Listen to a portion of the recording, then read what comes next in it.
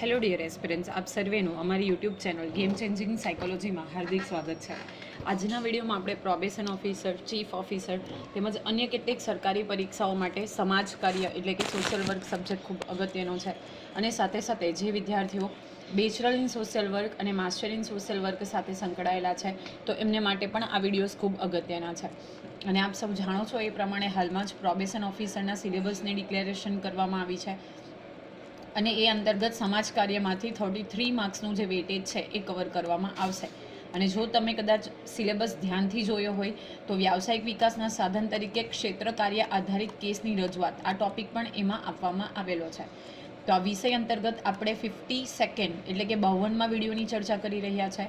જો તમે અગાઉના વિડીયો જોયા ન હોય તો પ્લેલિસ્ટમાં જઈને એ વિડીયો ચેક કરી લેશો, જેથી કરીને તમને ટોટલ જે ટોપિક છે એ સમજવામાં ઇઝી રહે અને સાથે સાથે તમારા જે કોન્સેપ્ટ જે છે એ ક્લિયર થઈ જાય. તો એ અંતર્ગત આપણે જે પ્રકરણની ચર્ચા કરી રહ્યા છે એ છે વ્યાવસાયિક વિકાસના સાધન તરીકે ક્ષેત્ર કાર્ય આધારિત કેસની રજૂઆત. તો સૌપ્રથમ આપણે જોઈએ સંક્ષિપ્ત નોંધ એટલે શું. તો તમને વર્ડ પરથી જ ખબર પડી જાય કે તમે જ્યારે પ્રિસાઇઝ શોર્ટ નોટ કરશો એટલે કે નોંધ કરશો તો તેને આપણે સંક્ષિપ્ત નોંધ તરીકે ઓળખીએ છીએ. તો આ પ્રકારના અહેવાલમાં સેવાર્થીના અધ્યયનને મુદ્દા મુજબ અલગ અલગ નોંધવામાં આવે છે. સેવાર્થીનો ભૂતકાળ તો તેમાં સ્વાસ્થ્ય, વૈવાહિક જીવન, રોજગાર, મુખ્ય મુશ્કેલીઓ વગેરેની ટૂંકમાં માહિતી નોંધવામાં આવે છે. નિદાન તથા સારવારની વિગતો પણ ટૂંકમાં નોંધવામાં આવે છે. તો જો બેઝિકલી આપણે વાત કરીએ તો જે સેવાર્થીનું અધ્યયન છે એ અધ્યયનને આપણે અલગ અલગ મુદ્દા તરીકે નોંધીએ છીએ. તો એમાં કઈ કઈ માહિતીનો સમાવેશ થાય છે? તો સેવાર્થીનો ભૂતકાળ એટલે કે એનો પાસ્ટ, એમાં એનું સ્વાસ્થ્ય એટલે કે હેલ્થ રિલેટેડ, વૈવાહિક જીવન એટલે કે મેરિડ અનમેરિડ છે કે એ, રોજગાર એટલે કે એને એમ્પ્લોયમેન્ટ સાથે સંકળાયેલી છે વ્યક્તિ કે કેમ, કઈ કઈ મુખ્ય મુશ્કેલીઓનો સામનો કરવો પડે છે તો એ વસ્તુ, એ બધી જ વસ્તુઓનું ટૂંકમાં એની માહિતી મેળવવામાં આવે છે અને સાથે સાથે એની નોંધ કરવામાં આવે છે અને નોંધવામાં આવે છે.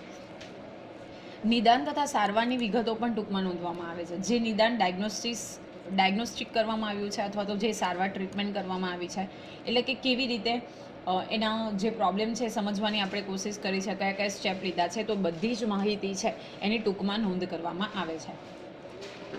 ઉત્તમ અહેવાલ લેખન માટે નીચેના મહત્વના સિદ્ધાંતો છે. તો અગત્યનું છે કે ઉત્તમ અહેવાલ લેખન કરવું હોય તો કયા કયા સિદ્ધાંતો જે છે એ ધ્યાનમાં રાખવા પડે. તો સૌપ્રથમ છે સમસ્યાનું સ્પષ્ટ વર્ણન હોવું જોઈએ. કોઈ પણ સમસ્યા છે, પ્રોબ્લેમ જે છે એનું ક્લિયર શું કરવું જોઈએ? આપણે વર્ણન કરવું જોઈએ. એટલે કે ક્લિયર માહિતી જે છે એ આપણને અવેલેબલ હોવી જોઈએ. એનું વર્ણન જ્યારે આપણે એને ડિસ્ક્રાઇબ કરીએ છીએ તો એ ખૂબ જ પ્રિસાઇઝલી, ચોક્કસ રીતે, સ્પષ્ટ રીતે હોવું જોઈએ.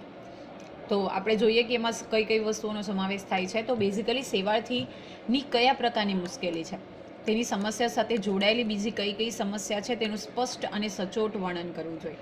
ઓકે, સૌપ્રથમ તો કયા પ્રકારની મુશ્કેલીનો એ સામનો કરી રહી છે સેવાર્થી એટલે કે કોઈક વ્યક્તિ, સાથે સાથે તેની સમસ્યા સાથે જોડાયેલી બીજી કઈ કઈ સમસ્યાઓ છે. ઓકે, તો એ અને તેનું સ્પષ્ટ અને સચોટ વર્ણન પણ કરવું જોઈએ. ઓકે, જે કોઈ મુખ્ય મુશ્કેલી છે જેનાથી વ્યક્તિ પીડિત છે તો એ, અને એની સાથે બીજી કઈ કઈ સમસ્યાઓ સંકળાયેલી છે તો આ બધી જ વ્યવસ્થા એટલે કે સમસ્યાનું સ્પષ્ટપણે જે વર્ણન છે એ કરવું જોઈએ. સેવાર્થીની લાગણી અને આવેગો તથા વિચારોનું સ્પષ્ટ ચિત્ર દર્શાવવું.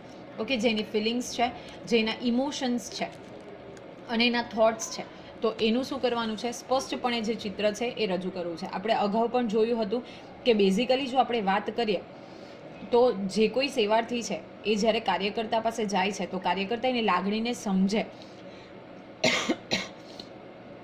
એની ફિલિંગ્સને સમજે, એ ખૂબ અગત્યનું છે. ઓકે, તો એ પણ જરૂરી છે. તો એ વિશેની માહિતી એટલે કે એનું પણ આપણે સ્પષ્ટ ચિત્ર દર્શાવવાનું છે. તો પોતાની સમસ્યા વિશે સેવાર્થી શું અનુભવે છે,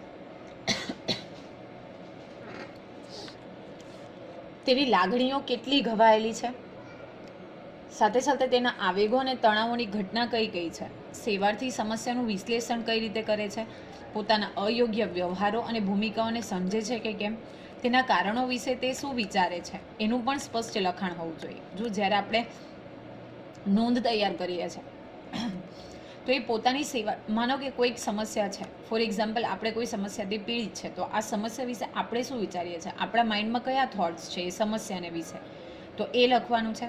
સાથે સાથે લાગણી જે કનેક્ટેડ છે, સોરી,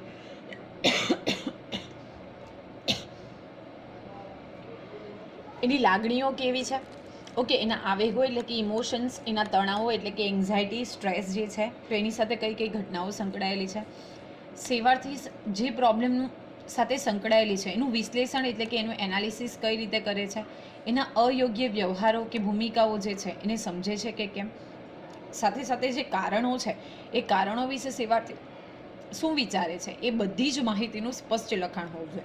માનો કે કોઈક વ્યક્તિ ફોર એક્ઝામ્પલ મેલેરિયા એને થયો છે, તો એના વિશે શું વિચારે છે, કયા પ્રોબ્લેમને રહીને એને થયું છે એ શું વિચારે છે, તો એ અંગેનું જે સ્પષ્ટ જે ઇન્ફોર્મેશન છે એ આપણે મેન્શન કરવી જોઈએ. તો એ પણ રિક્વાયર્ડ છે. તો જે કોઈ માહિતી હોય એ બધી કેવું હોવું જોઈએ, સ્પષ્ટ હોવી જોઈએ. ઓકે, નેક્સ્ટ ટોપિકની આપણે ચર્ચા કરીએ તો એ જે છે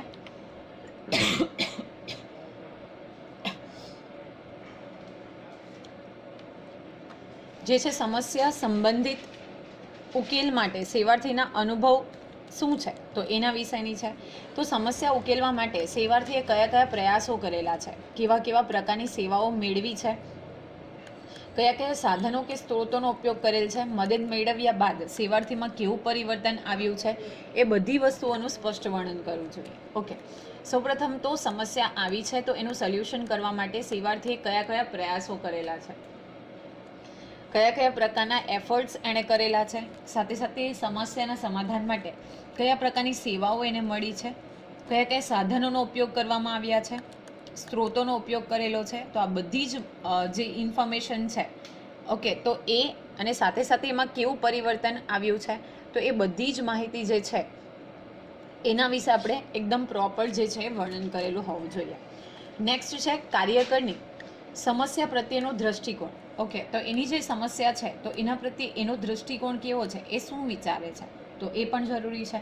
તો કાર્યકર સેવાર્થીની સમસ્યા બાબતે શું વિચારે છે તેનું જ્ઞાન પણ ખૂબ મહત્વનું છે. ઓકે, સેવાર્થીની સમસ્યા બાબતે કાર્યકર તરીકે આપણે શું વિચારીએ છીએ, માનો કે આપણી પાસે કોઈ સેવાર્થી આવી છે તો એઝ અ કાર્યકર આપણે એની સમસ્યા વિશે શું વિચારીએ છીએ. ઘણી વખત પોઝિટિવ થોટ પણ હોય અને ઘણી વખત નેગેટિવ પણ હોય. ઓકે, કોઈ વ્યક્તિ આપણી પાસે હેલ્પ માટે આવે તો આપણને ઘણી વખત લાગણી થાય કે આ ખૂબ ડિફિકલ્ટ પ્રોબ્લેમમાં સંકળાયેલી છે, તો આપણે કેવું વિચારીએ છીએ, અથવા તો ક્યારેક એવું વિચારીએ કે હશે, થયું હશે. તો પોઝિટિવ અને નેગેટિવ બંને જે બાબતો છે એ સંકળાયેલી છે, તો તે અંગેનું જ્ઞાન ખૂબ મહત્વનું છે. કાર્યકર સેવાર્થીની સમસ્યાના કારણોને સમજે છે, સમસ્યા સાથે જોડાયેલા વ્યક્તિઓ કોણ કોણ છે અને તેનો સેવાર્થી સાથેનો સંબંધ કેવો છે, સેવાર્થીનું સમગ્ર વ્યક્તિત્વનું મૂલ્યાંકન કરી તેમાંથી કયા પાસામાં સુધારા કરવાની જરૂર છે તે નક્કી કરવું, સેવાર્થીની સમસ્યા કઈ રીતે ઉકેલી શકાય તેમ છે તેની યોજના બનાવવી. આ તમામ બાબતો પ્રત્યે કાર્યકરની આવડત અને સમજણ શક્તિ અહેવાલ લેખનમાં મહત્વની બાબત છે. ઓકે, પહેલાં તો જે સમસ્યા છે એના કારણોને એ સમજે છે, સાથે સાથે કયા કયા વ્યક્તિઓ સમસ્યા સાથે જોડાયેલા છે, તો એ એટલે કે કોણ કોણ જોડાયેલું છે. સેવાર્થીની સાથે માનો કે કોઈક વ્યક્તિ જે છે એના ફ્રેન્ડ્સ જોડાયેલા છે, તો એનો સંબંધ કેવો છે, તો ફ્રેન્ડશિપ તરીકેનો છે. ઓકે, આ બધું સમગ્ર વ્યક્તિત્વનું એટલે કે 360 ડાયમેન્શનથી એનું શું કરવામાં આવે છે, ઓબ્ઝર્વેશન કરવામાં આવે છે, ઇવેલ્યુએશન કરવામાં આવે છે. ઓકે, જે સેવાર્થીની સમસ્યા છે એ ઉકેલી શકાય છે કે કેમ, એટલે કે એનું સોલ્યુશન આવે છે કે કેમ, તે અંગે યોજના બનાવવી એટલે કે પ્લાન બનાવવો. તો દરેકે દરેક બાબતની જે કાર્યકરની આવડત, એની સ્કિલ છે, એની સમજણ શક્તિ છે, એબિલિટીઝ છે, એ બધી અહેવાલ લેખનમાં ખૂબ જ મહત્વની ગણાતી બાબતો છે. નેક્સ્ટ છે સમસ્યા ઉકેલ માટે કાર્યકર સેવાર્થીના સહિયારા પ્રયાસોનું સ્પષ્ટ ચિત્ર. જો કોઈ પણ કોઈ પણ પ્રોબ્લેમ છે તો એક હાથે ક્યારેય તાળી નહીં વાગે. ઓકે, સેવાર્થીએ પણ એફર્ટ્સ કરવા પડશે and on the another side જે આપણા કાર્યકર છે એણે પણ એફર્ટ કરવા પડશે. તો એ સમસ્યાના ઉકેલ માટે કાર્યકર અને સેવાર્થી આ બંનેના સહિયારા પ્રયાસોનું સ્પષ્ટ ચિત્ર જે છે તો એ પણ રજૂ કરવું જરૂરી છે. તો સેવાર્થી સંસ્થામાં આવે છે ત્યારથી જ તે કાર્યકરના સંપર્કમાં આવે છે અને કાર્યકર સેવાર્થીનો સંબંધ શરૂ થાય છે. કોઈ પણ વ્યક્તિ જ્યારે જે તે ઇન્સ્ટિટ્યુશનમાં આવે છે ફોર ટેકિંગ ધ હેલ્પ મેળવવા માટે, તો ઇન ધેટ કન્ડિશન ત્યારથી જ શું થાય છે, બંને વચ્ચેના જે રિલેશન છે, બંને વચ્ચેના જે સંબંધો છે એ સંબંધોની શરૂઆત થાય છે. તો એ ખૂબ અગત્યનું છે. કે જ્યારથી મુલાકાત થાય છે ત્યારથી એ બંને વચ્ચે શું થાય છે, તો એ સેવાર્થી અને કાર્યકરનો જે સંબંધ જે છે એ સંબંધની સ્થાપના થાય છે, એ સંબંધ શરૂ થાય છે. બંને વચ્ચેની મુલાકાતો વધતા સેવાર્થીની સમસ્યા પ્રત્યે સમાધાન કાર્ય શરૂ થાય છે. અને જેમ જેમ મુલાકાત વધે છે, એક રેપો એસ્ટાબ્લિશ થાય છે, તો એ સમસ્યા છે એની પ્રત્યે શું થાય છે, સમાધાન કાર્ય એટલે કે પ્રોબ્લેમને કેવી રીતે સોલ્વ કરવું એ અંગેની કામગીરી ચાલુ થાય છે. સેવાર્થીની સમસ્યાની વાસ્તવિક પરિસ્થિતિ વિશે કાર્યકર ચર્ચા અને પરામર્શ દ્વારા સમજૂતી આપે છે અને સમસ્યા ઉકેલ માટેના સાધનો અને સુવિધાઓ અને સેવાઓની યોજના વિશે પણ ચર્ચા કરે છે. ઓકે, ધીમે ધીમે જેમ જેમ સિટિંગ વધતી જાય છે, એક જે રેપો છે ક્રિએટ થાય છે, તો પછી શું આવશે, એકચ્યુઅલ સમસ્યા ઉપર ધ્યાન કેન્દ્રિત કરવામાં આવશે. તો કઈ વાસ્તવિક પરિસ્થિતિ છે એના વિશે શું કરશે, કાર્યકર ચર્ચા કરશે, પરામર્શ કરશે અને યોગ્ય સમજૂતી આપશે. સાથે સાથે સમસ્યાના ઉકેલ માટે આપણી પાસે કેટલી હદે સાધનો એટલે કે ટૂલ્સ અવેલેબલ છે, ફેસિલિટીઝ અવેલેબલ છે, કઈ કઈ યોજનાઓ છે, પ્લાન્સ છે, સ્કીમ્સ છે, એ બધી વિશે પણ શું કરશે, ડિટેલમાં ચર્ચા કરશે. સેવાર્થી સહાય કાર્યમાં કેવો અને કેટલો સહયોગ આપે છે, સહયોગ આપવાની તેની ઈચ્છા કે સહમતિ છે કે કેમ, કાર્યકર સાથે સાધનો સુવિધાનો ઉપયોગ અંગે સેવાર્થીનું વલણ કેવું છે, કયા સાધનો અને સેવાઓનો ઉપયોગ સેવાર્થી કરવા માંગે છે, કયા સાધનો અને સેવાઓનો ઉપયોગ અંગે તે સહેમત છે, આ બધી જ બાબતોનો અહેવાલમાં નોંધ થવું જોઈએ. જો ઘણી વખત એવું છે કે કાર્યકર્તા સેવાર્થીને સલાહ આપશે અને સહયોગ કરશે, પણ સામેની સાઈડથી એટલે કે જે સેવાર્થી છે એ કોઈ પણ પ્રકારે સહયોગ નહીં કરે, કોઓપરેટ નહીં કરે, તો એ ઘણી વખત આપણે જ્યારે સજેશન આપીએ ત્યારે એવું બની શકે કે વ્યક્તિ એ રેડી ન હોય, તો એની સહમતિ છે કે કેમ. ઓકે, કયા કયા સાધનો અને સુવિધાનો ઉપયોગ કરવામાં આવશે એ, અને માનો કે ફોર એક્ઝામ્પલ કે કોઈક વ્યક્તિ બીમાર છે અને હોસ્પિટલાઇઝ કરી છે, તો એને બોટલની જરૂર છે, પણ તમે જ્યારે એને કહેશો કે ભાઈ તમારે બોટલ ચડાવવાની જરૂર છે, તો ત્યારે સેવાર્થીનું શું વલણ છે, એ શું રિએક્ટ કરે છે, એ બધી વસ્તુઓ, એ બધી જ જે માહિતીઓ છે એનું વર્ણન પણ આ અહેવાલ લેખનમાં થવું જોઈએ. નેક્સ્ટ જે છે એ છે સેવાર્થીની સમસ્યાનો કુટુંબ, જૂથ કે સમાજ સાથેનો સંબંધ. ઓકે, જે કોઈ સમસ્યાનો કુટુંબ, જૂથ કે સમાજ સાથેનો સંબંધ કેવો છે, ઘણી વખત કૌટુંબિક હોઈ શકે પ્રોબ્લેમ, ઘણી વખત કોઈ જૂથને ગ્રુપને કારણે થયો હોઈ શકે, અથવા તો સોસાયટીના કારણે પણ એ પ્રોબ્લેમ જે છે એ ક્રિએટ થયા હોઈ શકે.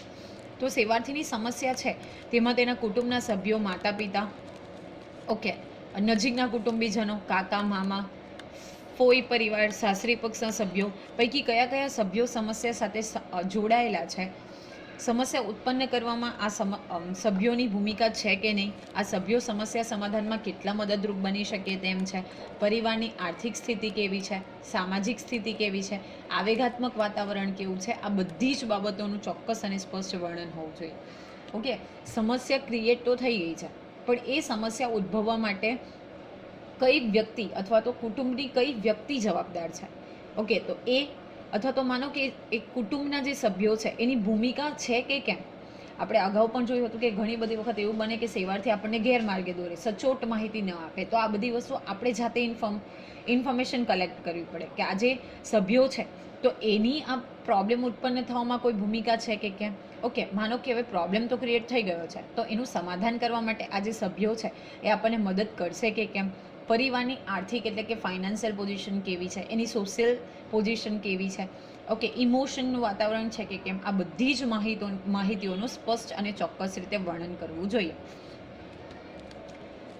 નેક્સ્ટ જે છે, તમે કદાચ સ્ટુડન્ટના પોર્ટફોલિયોમાં પણ જોયું હશે. ઓકે, કોઈક વિદ્યાર્થી છે તો એનું વાતાવરણ કેવું છે, એના પેરેન્ટ્સની સ્ટડી કેટલી છે, ઓકે, ક્વોલિફિકેશન કેટલું છે, પેરેન્ટ્સ કેવા છે, એની ક્વોલિટી કેવી છે, બધી ઇન્ફોર્મેશન જે છે એ પોર્ટફોલિયોમાં દર્શાવેલી હોય છે.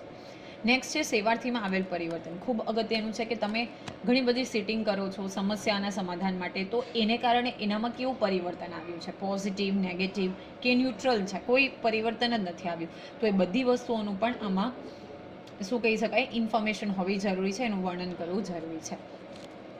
સમસ્યા ઉકેલ અંગેના કાર્યકરના પ્રયાસો અને સહાયના પરિણામે સેવાર્થીની સમસ્યા ક્યાં સુધી ઉકેલી શકાય છે, સેવાર્થીની જરૂરિયાતો પૈકી કઈ કઈ જરૂરિયાતોની પૂર્તિ થઈ છે, કઈ જરૂરિયાતો પૂર્ણ કરી શકાય નથી, પોતે કઈ બાબતમાં સંતોષ વ્યક્ત કરે છે, સેવાર્થીનું સમાયોજન યોગ્ય વ્યવહારોમાં વ્યક્ત થાય છે કે કેમ, હજુ સમાયોજન માટે શું ખૂટે છે, તેની લાગણીઓ અને આવેગોના તણાવમાં પહેલાં જે દુઃખનો ભાર હતો, અશાંતિ હતી, એ દૂર થઈ શકી છે કે કેમ, આ બધી જ માહિતીઓની એટલે કે ઇન શોર્ટ કેવું પરિવર્તન થયું છે, સુધારો થયો છે કે કેમ, તો એ વિશેની નોંધ કરવી જોઈએ. ઓકે, એની જે જરૂરિયાતો હતી એ પૈકી કેટલી જરૂરિયાતોને આપણે પૂર્ણ કરી શક્યા છે, કેટલી જરૂરિયાતો હજી પૂર્ણ કરવાની બાકી છે, એને સંતોષ છે કે કેમ, સમાયોજન એટલે કે બાકીના વ્યવહારોમાં એ એડજસ્ટમેન્ટ કરી શકે છે કે કેમ, હજી એડજસ્ટમેન્ટ નથી કરી શકતા તો એમાં કઈ વસ્તુ લેકિંગ છે. ઓકે, જે પહેલાં લાગણીઓ હતી, તણાવ હતો, એ હજી પણ છે કે કેમ, કે એમાં ઘટાડો થયો છે કે કેમ, અશાંતિ પહેલાં હતી એ દૂર થઈ શકી છે કે કેમ, આ બધી જ બાબતો, મતલબ એનામાં શું પરિવર્તન આવ્યું છે ઓવરઓલ, એ બધી જ માહિતીનો આપણે અહેવાલમાં નોંધ કરવી જોઈએ. નેક્સ્ટ જે છે એ છે વ્યક્તિત્વનું પૂર્ણ વર્ણન. ઓકે, તો સેવાર્થીની શારીરિક, માનસિક અને સામાજિક તથા આવેગાત્મક પાસાઓનું વર્ણન કરવું જોઈએ. તો શારીરિક, માનસિક, સામાજિક અને આવેગાત્મક એટલે કે એના ઇમોશન્સ જે છે તો એ બધી જ માહિતીઓનું આપણે શું કરવું જોઈએ, વર્ણન કરવું જોઈએ. સેવાર્થીનો શારીરિક બાંધો એટલે કે એનું ફિઝિકલ સ્ટ્રક્ચર કેવું છે, વિચારસરણીની પદ્ધતિ, એની થિંકિંગ પ્રોસેસ કેવી છે, અભિરુચિઓ અને ઇન્ટરેસ્ટ કેવા છે, એના મનોવલણો કેવા છે, એ લાગણી પ્રદર્શિત કેવી રીતે કરે છે. ઓકે, કયા વેથી એ લાગણીનું પ્રદર્શન કરે છે, એટલે કે હસતા હસતા, ગુસ્સાથી, એ આવેગોની અભિવ્યક્તિ કેવી રીતે કરે છે, સેવાર્થીની વિશેષતા શું છે, એનામાં શું એવું તો સ્પેશિયલ છે, એની શક્તિ એટલે કે એની એબિલિટી, સ્ટ્રેન્થ શું છે, એની આવડતો, સ્કિલ્સ કઈ છે, અણઆવડતો એટલે કે સીમા એ સ્કિલફુલ નથી, એની ખરાબ ટેવો કઈ છે, એના વ્યવહાર કેવા છે, એ અંગેની સમગ્ર વ્યક્તિત્વ સંબંધિત પાસાઓ વિશે પણ અહેવાલમાં વિસ્તારથી નોંધ કરવી જોઈએ. આપણે અગાઉ પણ જોયું હતું કે ઘણી વખત કોઈ ગુનેગાર હોય તો એ વ્યક્તિ આવે છે, ઓકે, કોઈ ચોર હોય, અસામાજિક તત્વો હોય, તો આ બધી જ વસ્તુઓ એનું જે વ્યક્તિત્વ છે એની ઉપર પણ ઇફેક્ટ કરે છે, અને આ બધી જ જે નોંધ છે એ સમસ્યાના નિદાન માટે અને સારવાર માટે મદદરૂપ પ્રૂફ થાય છે. નેક્સ્ટ છે સલાહ અને પરામર્શના સ્ત્રોત. તો સેવાર્થી સારવાર પ્રક્રિયા દરમિયાન કાર્યકરને વિવિધ સંસ્થાઓની સુવિધાઓ અને સેવાઓ મળી હોય છે. મેં તમને અગાઉ પણ કીધું હતું કે માનો કે આપણે કોમન ડૉક્ટર પાસે જઈએ, ઓકે, ક્લિનિકમાં, પણ ત્યાંથી આપણું સમાધાન ન થાય, આપણે હોસ્પિટલ જઈએ, ત્યાંથી પણ ન થાય તો કદાચ એનાથી મોટી હોસ્પિટલ અથવા તો કોઈ સ્પેશિયલાઇઝ્ડ હોસ્પિટલ હોય ત્યાં જવી પડે. એટલે કે ઘણી બધી સંસ્થાઓની સુવિધાઓ દ્વારા આપણને અલગ અલગ સેવા મળે છે. આ સુવિધાની સેવાઓ જ્યાંથી મળી હોય તે અંગેની સ્પષ્ટ વિગતો અહેવાલ નોંધમાં દર્શાવવી જોઈએ. ઓકે, કોઈ ઇન્સ્ટિટ્યુશનમાંથી એને ફાઇનાન્શિયલ હેલ્પ મળી હોય, ક્યાંકથી એને કાઉન્સેલરની હેલ્પ મળી હોય, ક્યાંથી એને સામાજિક મદદ મળી હોય, તો કઈ કઈ મદદો મળી છે એ બધી આપણે ડિટેલમાં નોંધમાં દર્શાવવું જોઈએ. નેક્સ્ટ છે સેવાર્થીની વાતચીતની રીત. તો સંસ્થામાં આવીને સેવાર્થી પોતાની સમસ્યા વિશે વાતચીત કરે છે, જેમાં સેવાર્થીની પોતાની કઈ રીતે તે શરૂ કરે છે, પ્રશ્નના જવાબો કેવી રીતે આપે છે, વાતચીત દરમિયાન ગુસ્સો પ્રગટ કરે છે કે કેમ, વાતમાં રડી પડે છે, સામેની વ્યક્તિને તોડી પાડે છે, પોતાની વાતને જ સાચી માનવા ઉગ્ર ચર્ચાઓ કરે છે, આ તમામ વિગતોની નોંધ પણ હોવી જોઈએ. એ કેવી રીતે વાતચીત કરે છે, કેવી રીતે કમ્યુનિકેશન કરે છે, ગુસ્સો પ્રદર્શિત કરે છે, પોતાના જવાબો કેવી રીતે આપે છે. ઓકે, એ બધી જ વસ્તુઓ એટલે કે કઈ રીતે વાતચીત કરે છે એની પણ બધી જ નોંધ જે છે એ આ અહેવાલ લેખનમાં હોવી જોઈએ. નેક્સ્ટ છે સંબંધોનું સ્વરૂપ. તો સેવાર્થીના કૌટુંબિક સંબંધો કેવા છે, એટલે કે ફેમિલી સાથેના રિલેશન કેવા છે, જીવનસાથી સાથે કેવા સંબંધો છે, માતા પિતા સાથે કેવા સંબંધો છે, બાળકો સાથે સંબંધો કેવા છે, સગા સંબંધીઓ સાથે કેવા છે, સભ્યો કે અન્ય સેવાર્થીઓ સાથે કેવા સંબંધો છે, ઝઘડાના કારણે બોલવાના સંબંધો પણ નથી, આ વિગતો પણ નોંધમાં લખવી જોઈએ. એટલે કે સંબંધોનું સ્વરૂપ કેવું છે, કેવા પ્રકારના રિલેશન છે, તો એ અંગેની પણ માહિતી આ અહેવાલ લેખનમાં સ્પષ્ટપણે દર્શાવવી જોઈએ. નેક્સ્ટ છે ગોપનીયતા એટલે કે સિક્રેસી. આ ખૂબ અગત્યનું છે. તો સેવાર્થી સાથે ચર્ચા પરામર્શ દરમિયાન કાર્યકરે તેની ગુપ્ત વાતો અને ઘટનાઓ જાણવા મળે છે. ઘણી વખત જે સિક્રેટ ઇન્ફોર્મેશન હોય એ પણ અને ઘટનાઓ વિશે પણ જાણવા મળે છે. તેની ઉપયોગિતા સમસ્યા ઉકેલ માટે જરૂરી હોય છે, તેથી નોંધ અહેવાલ લેખનમાં કરવી જોઈએ. પરંતુ આ અહેવાલે કાર્યકરને ગોપનીય રાખવો જોઈએ, અન્યથા સેવાર્થીનો વિશ્વાસ તે ગુમાવી દે છે અને અધવચ્ચે બંને વચ્ચેનો સંબંધ વણસી જાય છે. તેથી સમસ્યાના ઉકેલ સુધી આ અહેવાલ ગોપનીય રહે તે ખૂબ જરૂરી છે. જો જરૂરી છે, આપણે અગાઉ પણ ગોપનીયતાના સિદ્ધાંતમાં જોયું હતું કે જ્યારે સેવાર્થી કાર્યકરને બધી માહિતી આપે છે તો ત્યારે એક પ્રકારનો એનો વિશ્વાસ હોય છે કે માહિતીનો મિસયુઝ ન કરે, ઓકે, એને ગોપનીય રાખશે ને સિક્રેટ રાખશે. તો એની માહિતી પણ શું કરવી જોઈએ, આપણે રાખવી જોઈએ, અને એ જે માહિતી છે એ ગોપનીય એટલે કે સિક્રેટ રાખવી જોઈએ.